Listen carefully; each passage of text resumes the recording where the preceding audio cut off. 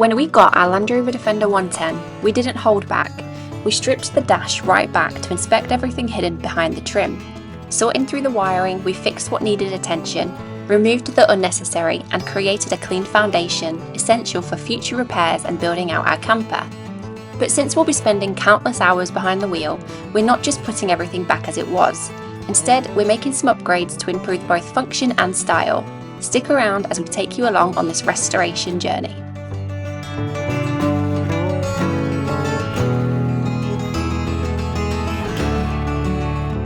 So today we're going to be looking at some of the dash panels. So we took the whole dash apart, all of the panels out, so we could inspect the wiring behind it, check nothing was broken, check if there's any leaks and things like that. But this little bit of the video is going to be looking at customizing and repairing some of the panels. So the first one, I didn't record it because I just got carried away, but I'm going to show you and explain what we're doing and what we've done. So this panel sits at the front, like on the top, and normally, you can see my repair, normally it has like I think it's a coin tray that sits in here. I've come to learn that this is actually an ashtray. It's just a little kind of tin, and also it was broken as well. So having a look at replacement pieces, you could get replacements, but again, they all have, well, the ones I could find, they all had the tray in. So what we've done is filled it in. You can see from the back where it would have sat. So what we've done is filled it in, and we've used this big boy body filler, which is for homes, boats and cars as well. Now this is like a professional grade body filler, and it's done a really good job. So it's proper solid. You can hear. So it's completely solid, and all we've done is in the hole we used some of this metal wiring to kind of create a bit of a reinforcement to it, even though it didn't really need it. I guess it was just to knot a little bit of reinforcement and just to ensure we weren't wasting loads of body filler. So we've done that and then filled it in and then sanded it over so that it's smooth, and then we're going to finish this off with a new leathery type wrap. So that's that one, and it's come out really good, really smooth, and I think once that's all rewrapped, it will look really good and transform the front of the vehicle. So put that piece to the side. This bit of the dash, let's see if I can handle this one. Again, we're going to be rewrapping this anyway because it's torn and it's a little bit worse for wear. So this bit, it's got this hole here, which again we have no use for. I'm not sure why it's there. And what we're going to be doing is the same thing, so I thought I'd just show you the process. And all it is, it's got like, it's metal and like a strong foam, very strong foam. Yeah, it's obviously been screwed out to put something on the dash. We just don't need that anymore. We've got some other bits that we're going to be installing, so we're just going to repair this. So I thought we could just do it together.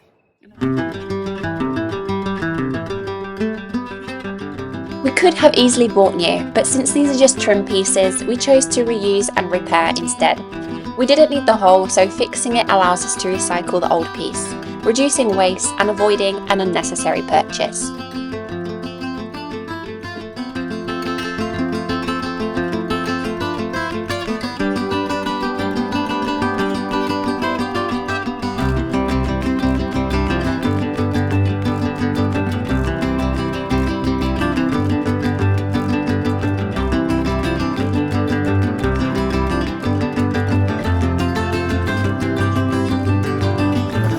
So today we are going to be looking at fitting the MudStuff centre console.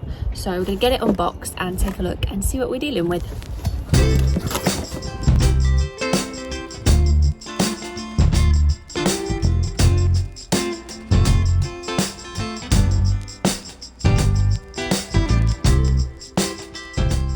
This goes here. That's the arrangement. So something like that. It seems a bit big. That looks nice. Obviously we've got the dash and all the extra plastic to go in. These are nice though, these are like metal. It's weird seeing a bit of dash backing. So we've just test fitted this. We need to kind of rewrap it before we get it all installed, but we're kind of doing a bit of a test, aren't we? Yeah, because we've got to cut this out in line with the instructions to make room for the mud panel. Okay, so here what we've done is we're just offering up the new panel and centralising it just to mark out where we've got to cut. So if you could just pass me a pen. No, outside in the pot you made me put out when I tidied the tools up. We then got to work drawing and marking out the section of the trim that needed cutting to fit the MudStuff centre console, followed by cutting and removing the section.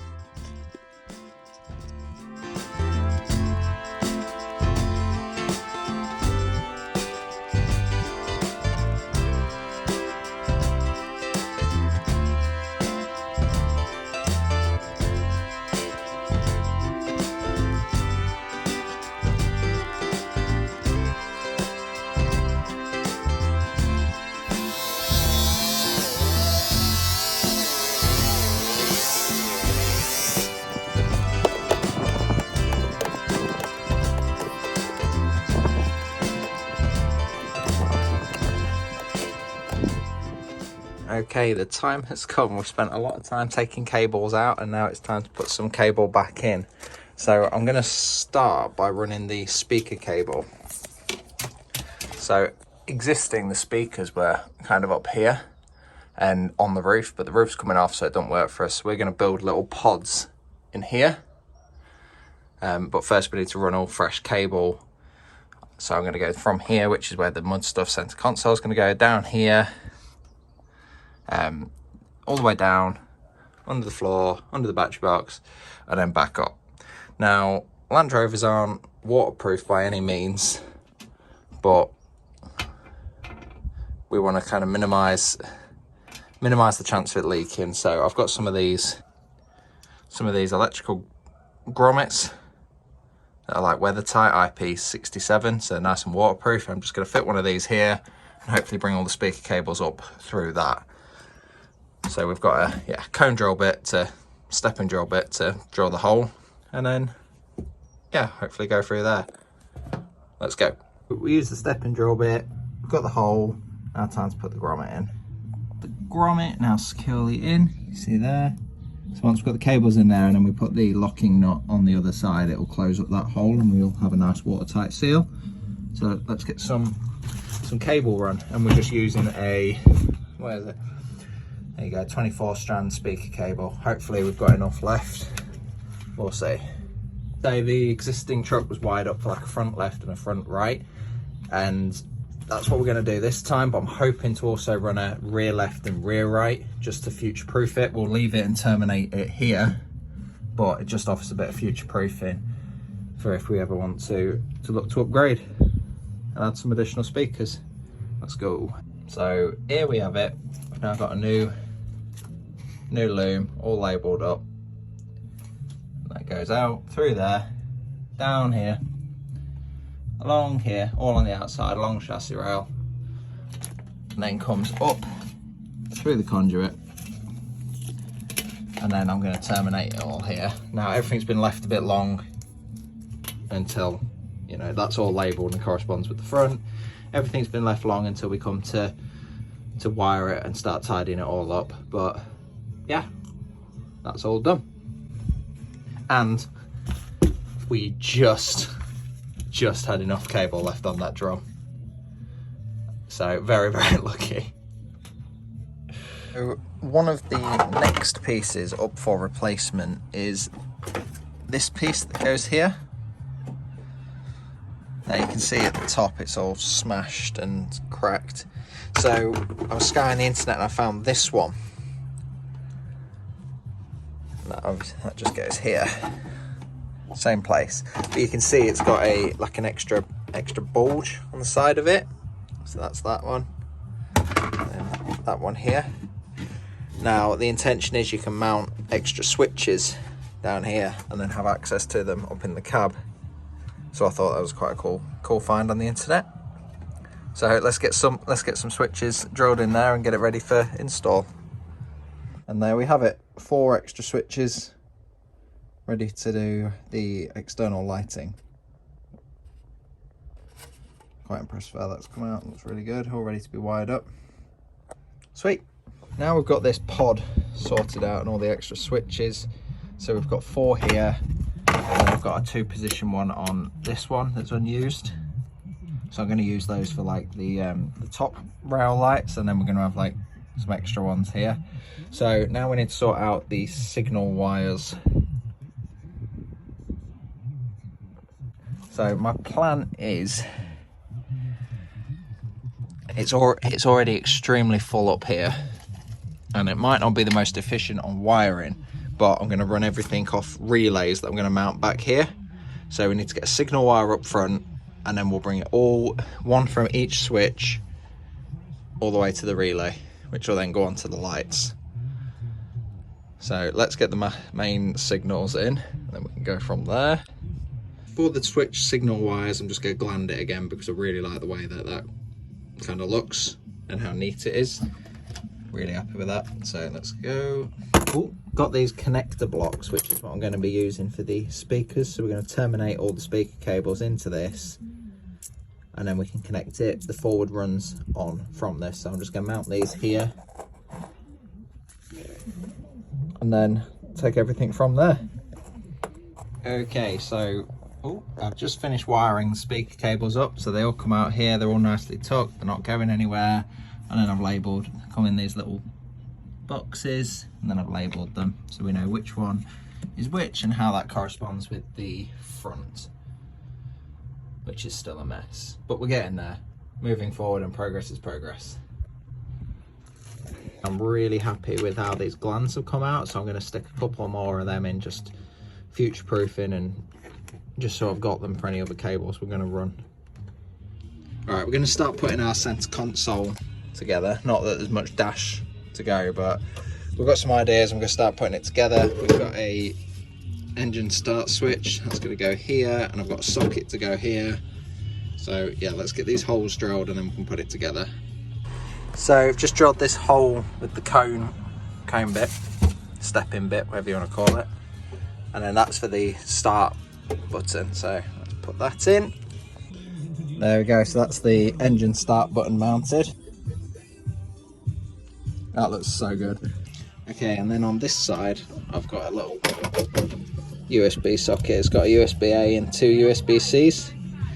Problem is, all I've got to drill at that size is a 28mm spade bit, which isn't ideal, but it should do the job. So let's get that in. There we go. So just put that port in now. That's all fitted beautifully. Right, I forgot to film much of this, but I've just used the multi-tool to cut out a big hole. That one. It's stereo. So I'm just pushing the cage in, and then I'll fold all the tabs out in the cage. So that is the cage all in, and all the tabs bent to hold it in. So now let's just fit the stereo. And there we go, that is it with the stereo in.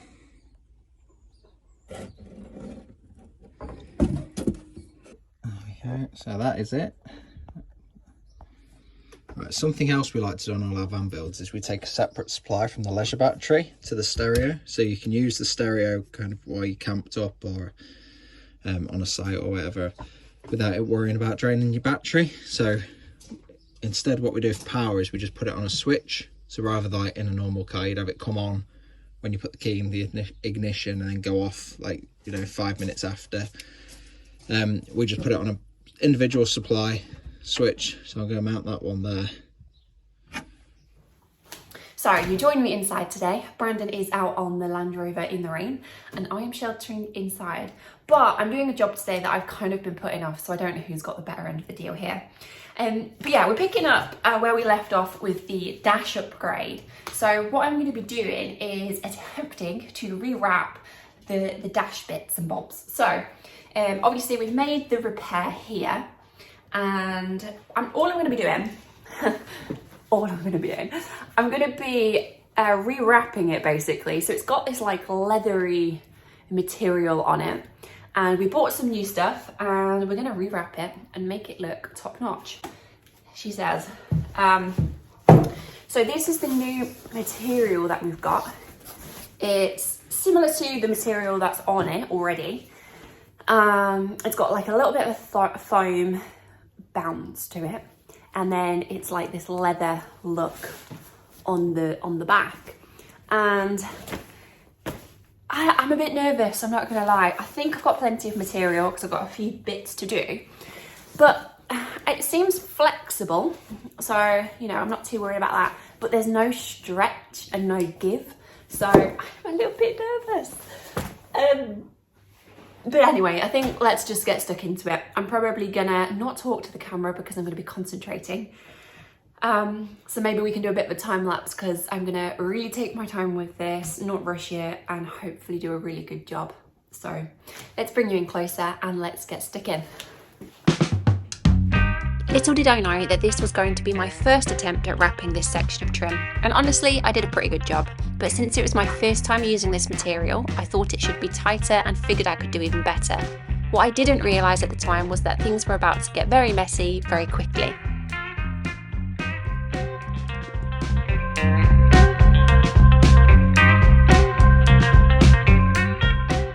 So what you are looking at is not a giant pile of Chinese prawn crackers, but rather my attempt at making the material more workable.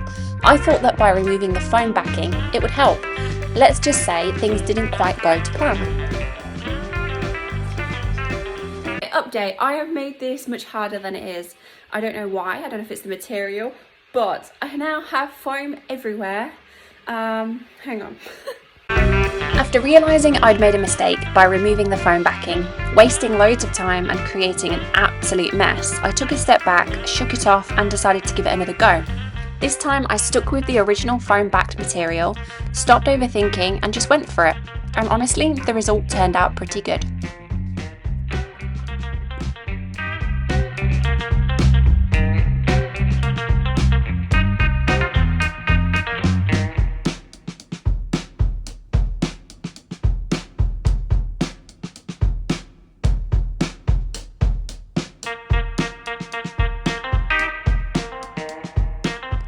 Feeling bold, or maybe just recklessly optimistic, I went all in and wrapped the rest of the trim pieces, nailing it like a boss.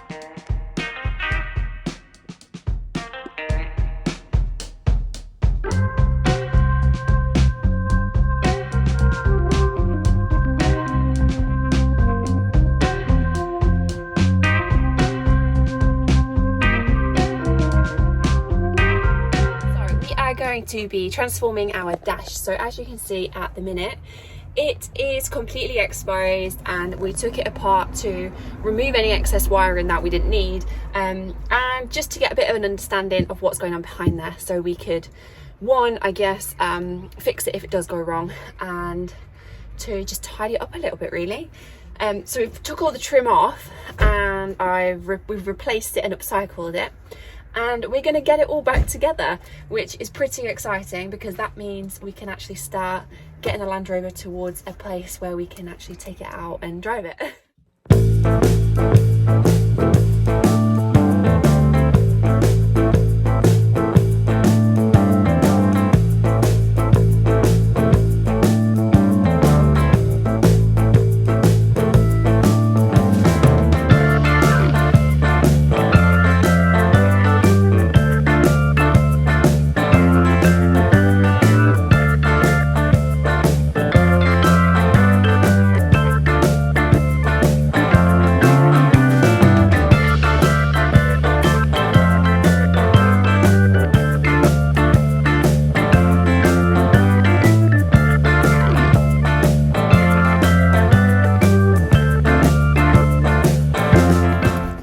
Okie dokie, so I'm just cutting out, where's the thing, the hole. So there's a foam back for these little brackets that sits under here, like here. So I'm just going to cut out the material where this sits, so then that sits back onto the foam.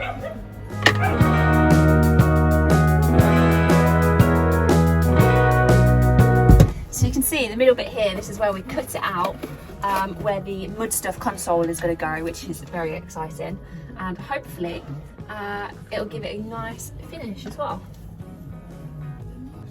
So Brandon has just put on the bracket for the foam bit where I cut it out, and it looks sick. Let me show you.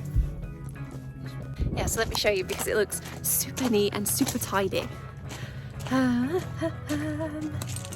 So let me spin the camera around. So if you come under the dash, don't mind the wires. So this is the fit afterwards, and it looks super tidy. So you can see it just snugs all the material in, looks nice and tight and tidy. The material is cut out behind there, and it looks great. No, I think I got it.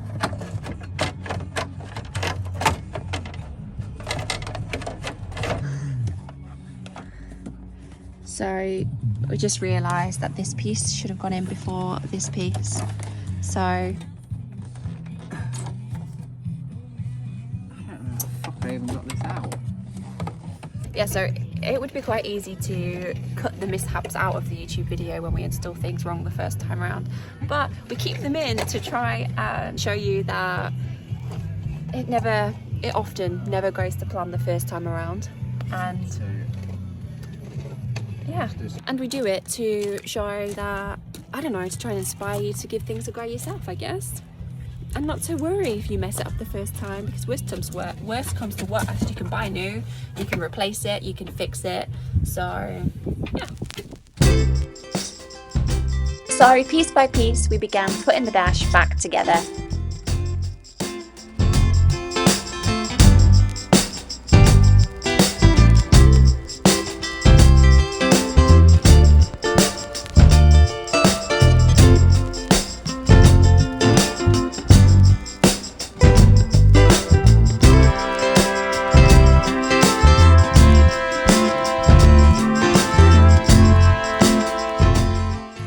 So we've now got the tray back in, so it's all coming together slowly.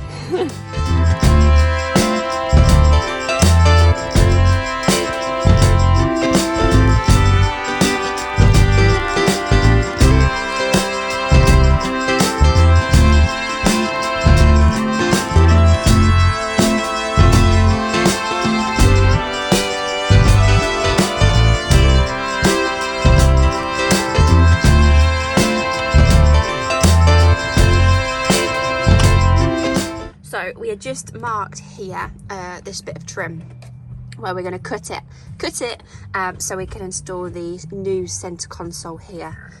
So we're going to get that cut and then we can get that installed.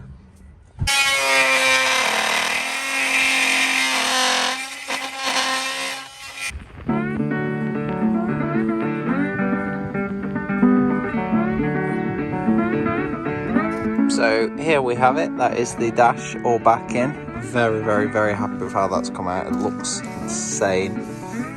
So now it's time to go ahead and get the mud console in. I think I also mentioned this kind of extended switch panel we got previously, so I'm going to install that now as well. Okay, there we go. So after a little bit of work and some trimming, we now have this switch panel heater console in.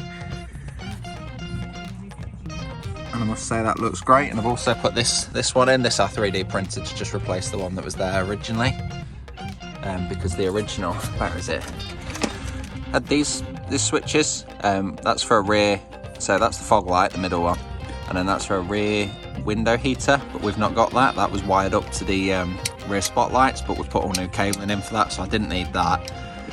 And then the fog light one I need, but it turns out that's a momentary switch and these are toggles. So I've ordered new ones to replace the middle one, and they're all wired up and they correspond to all of these signal cables, which I've now labelled as which one they feed. So then as we start adding the wiring in and the lights and things, I can hook those up to switches. Yeah. So that is now the dash kind of completely back in. To a very good point. and my little card cheat sheet proved extremely handy. So all we've got left is the dash screws, which I replaced because there was only 2, so I replaced with 3 matching ones, and the fuel pump switch, which hasn't gone back in. So yeah, it's all gone as expected.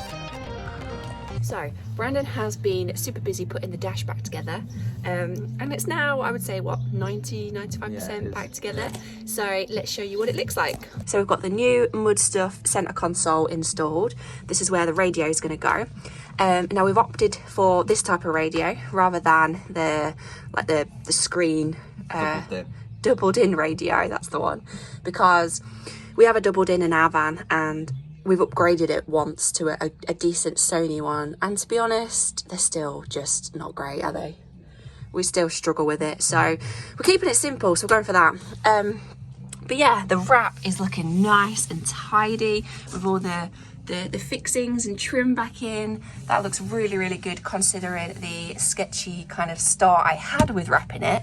It looks really, really good, and I think it's pulled off really, really well. So I'm going to stop rambling and just show you around, really.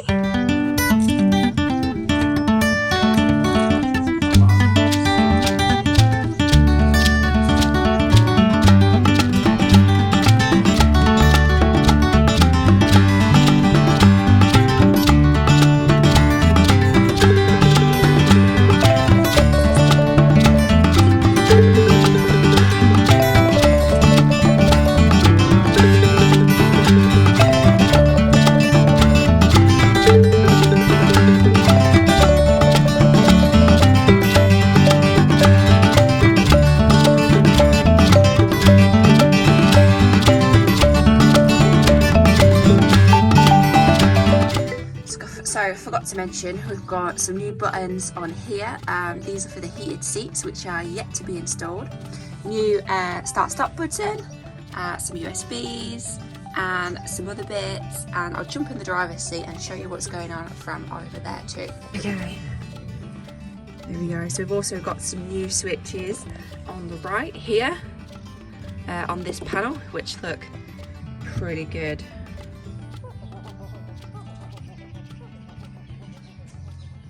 So there's still a long way to go up in the front, because we've got the seats to get sorted out, we've got the actual body matting solution to sort out, we've got knobs and radios to go back in. What else have we got to go in? Door handles, steering wheel. Yes, there's a few bits to get finished off in here, roof obviously, but it's looking really, really good in the front side of getting it back together, getting it drivable and getting it to a point that we're happy with. So yeah, it's looking really, really good. Thanks for watching this video. If you liked it, don't forget to like, comment and subscribe if you haven't already, and we'll see you in the next video. Join us next Wednesday at 6 PM as we take the next step in our camper build, powering our adventures. That's right, we're installing our solar panels, and we can't wait to share the process with you. So tune in next Wednesday, 6 PM. Thanks for watching, and see you there.